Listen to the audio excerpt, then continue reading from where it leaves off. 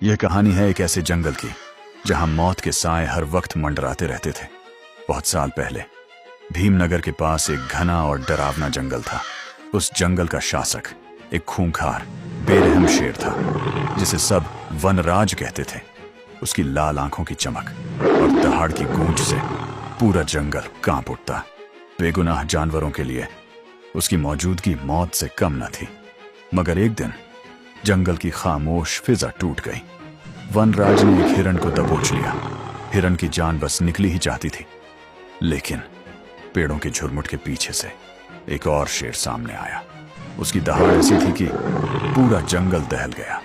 पल भर के लिए वनराज की आंखों में डर तैरने लगा। वह पीछे हट गया और हिरण को छोड़ दिया, लेकिन असली डर अभी बाकी था। वह दूसरा शेर धीरे धीरे बदलने लगा।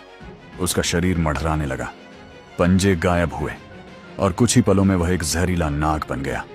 यह कोई आम सांप न था, यह था इच्छाधारी नाग, एक रहस्यमयी शक्ति का मालिक जिसके आगे शेर भी बेबस हो गया।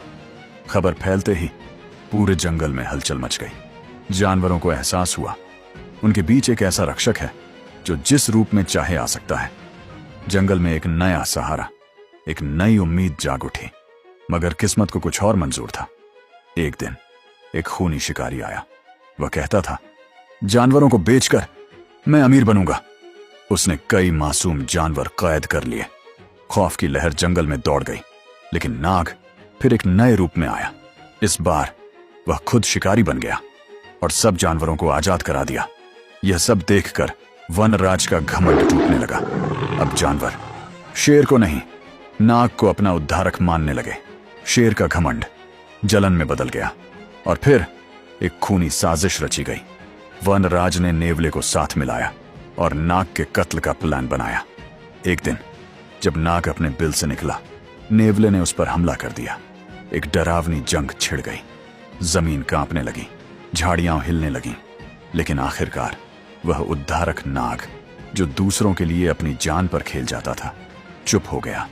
जंगल अंधेरों में डूब गया। शेर और उसके साथी ठाके लगाने लगे। अब फिर जंगल पर उन्हीं की हुकूमत थी। लेकिन कहानी खत्म नहीं हुई थी।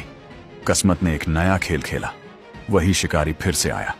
इस बार उसके जाल में खुद वनराज और उसके साथी फंस गए। वो दहाड़े जो कभी जंगल को हिला देती थी, अब पिंजरों के अंदर कैद हो चुकी थी। जानवरों ने यह सब देखा और उनके दिल कांप उठे। वे सोचने लगे, काश वो नाग को न मारते। वही उनका असली रक्षक था। मगर अब बहुत देर हो चुकी थी। यूं इच्छाधारी नाग की कुर्बानी हमेशा के लिए जंगल की हवाओं में गूंजती रही। वह मरकर भी जिंदा रहा, एक कहानी, एक इबरत, एक राज की तरह। प्यारे बच्चों, यह कहानी अगर आपको पसंद आई है तो प्लीज चैनल को सब्सक्राइब कर दीजिए और बेल आइकन का बटन दबा दीजिए ताकि हर नई आने वाली वीडियो आप तक पहुंच सके।